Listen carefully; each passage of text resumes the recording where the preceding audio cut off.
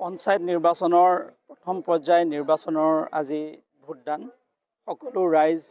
ওলাই আহিছে খুব এক শুভ লক্ষণ গণতান্ত্ৰিক ব্যৱস্থাটো শক্তিশালী কৰাৰ খুব ডাঙৰ এটা পদক্ষেপ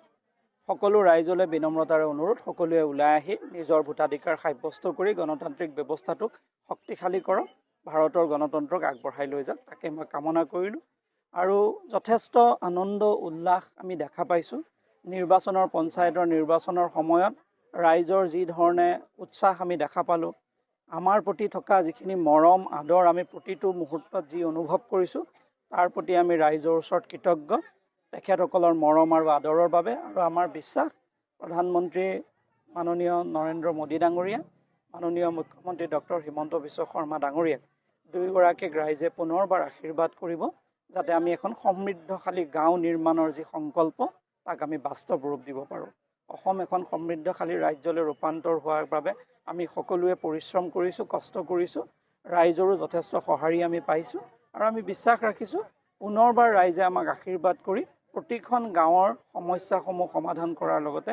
গাঁৱৰ যাতে প্ৰকৃত উন্নয়ন আমি সম্ভৱ কৰি তুলিব পাৰোঁ তাকে আমি কামনা কৰিছোঁ চাওক অভূতপূৰ্ব সমৰ্থন ইতিমধ্যে বিনা প্ৰতিদ্বন্দ্বিতাৰে আমি প্ৰায় NDAৰ ৩৫ গৰাকী প্ৰাৰ্থী আমি জিলা পৰিষদত জয়ী হ'বলৈ সক্ষম হ'লোঁ প্ৰায় ২৯৯ গৰাকী আমি আঞ্চলিক পঞ্চায়ত বিনা প্ৰতিদ্বন্দ্বিতাৰে নিৰ্বাচনত জয়ী হ'বলৈ সক্ষম হ'লোঁ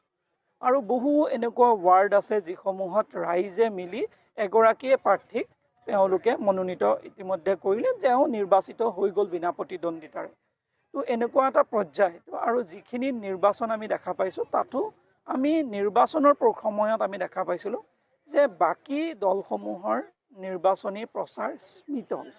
একোৱেই নাই কেৱল মাত্ৰ ভাৰতীয় জনতা পাৰ্টীয়েহে বিভিন্ন জেগাত আনন্দ উল্লাস বিভিন্ন নৃত্য গীতৰ মাধ্যমেৰে ৰাইজৰ কাষলৈ গৈছে ৰাইজৰ ঘৰে ঘৰে গৈছে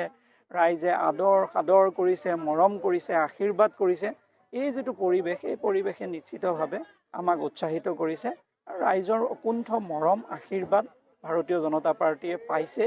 বিগত সময়তো পাইছে এইবাৰো পাইছে আৰু আমি ভাবিছোঁ যে এইবাৰ অভূতপূৰ্ব ফলাফল NDA পাবলৈ সক্ষম হ'ব সমগ্ৰ পশ্চিমবংগৰ তাঁতশালৰ বস্ত্ৰ প্ৰস্তুতকাৰী বিবি টেক্সটাইলে আনিছে সুখবৰ শাৰী মেখেলা চাদৰকে ধৰি অন্যান্য বস্ত্ৰ প্ৰস্তুত কৰি লাভ কৰিছে সমাদৰ অতি কম মূল্যতে গ্ৰাহকৰ প্ৰয়োজন পূৰণ কৰিব পৰাকৈ প্ৰস্তুত কৰিছে ৰেডিমেড শাৰী মেখেলা চাদৰ ডিলাৰশ্বিপ হ'লচেলাৰ ৰিটেইলাৰৰ বাবে যোগাযোগ কৰিব পাৰে যোগাযোগৰ নম্বৰ 9434158715 নাইবা 9333192498 নম্বৰত